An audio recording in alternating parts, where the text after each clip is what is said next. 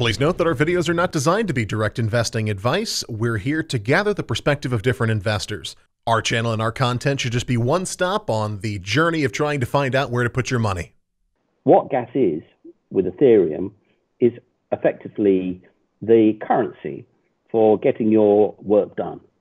And the Ethereum blockchain, when you mine it, like miners mine Bitcoin, they get Ethereum, and that is gas, can act as gas. So if you want to actually lodge a transaction, it needs gas. Now, the thing about Ethereum, which makes it special, is it has a computer which runs things called smart contracts. So rather than just say, oh, I gave X this amount of Bitcoin, please take it off my balance, and the sort of thing that Bitcoin generally does, Ethereum can actually run programs. It's not a very powerful computer. In fact, the computer is said it's about as powerful as an iPhone. And that computer is distributed around all the nodes that run the Ethereum blockchain. And when you want to do a transaction that does something clever, like pay out on a certain day or earn interest with compound or predict who's going to be the next president of America and when on something like Augur, it runs this program, and this program needs gas. And the more complicated the program is, the more gas it needs. So if you're running a simple thing like sending, some ETH to a mate, it is going to cost you, well, it should have cost you a few cents, but that went up to like $1.50 or $2.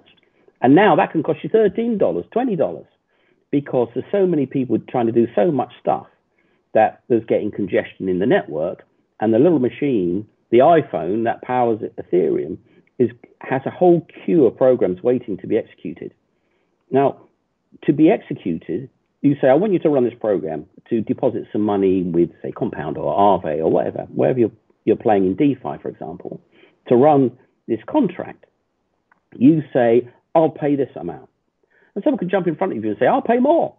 And so there's basically an ongoing auction to make your transaction go through the system.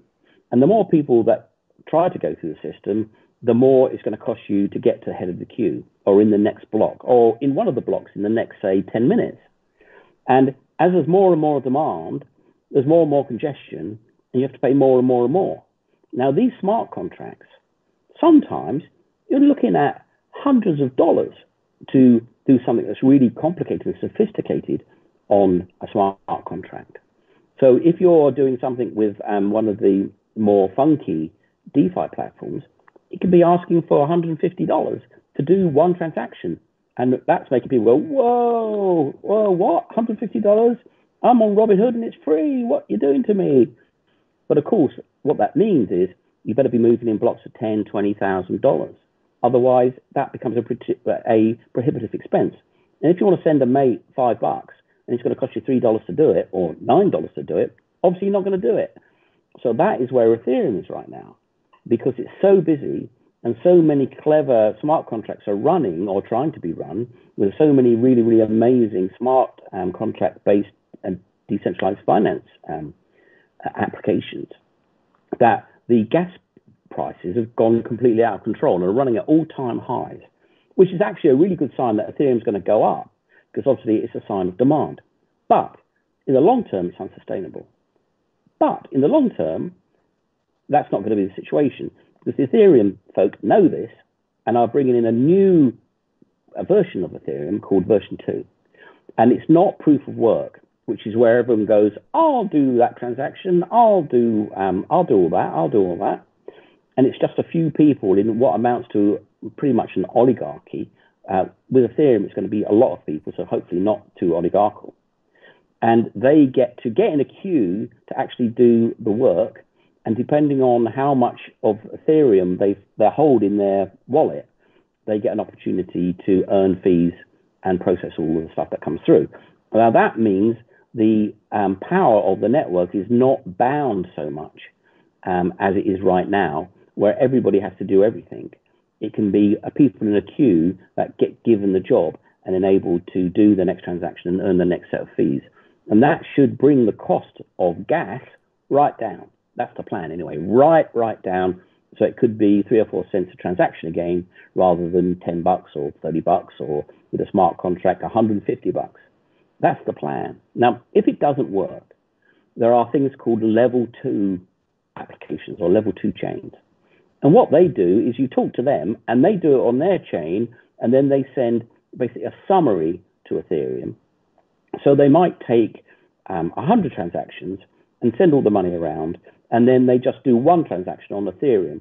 So the cost is shifted off and the work is shifted off to another chain that's not as congested or is designed in a different way from Ethereum to be able to do all this heavy lifting. And that's called, that's a level 2 application. And you're seeing that from people like Matic, who've now changed their name to Polygon. And there are a few other side chains, you could call them, that are lining up to take the weight of the work off of Ethereum and pass down to Ethereum only summaries. And that's a very exciting area. And then, of course, a V2, with a bit of luck, will come out sometime in the not too distant future, hopefully this year.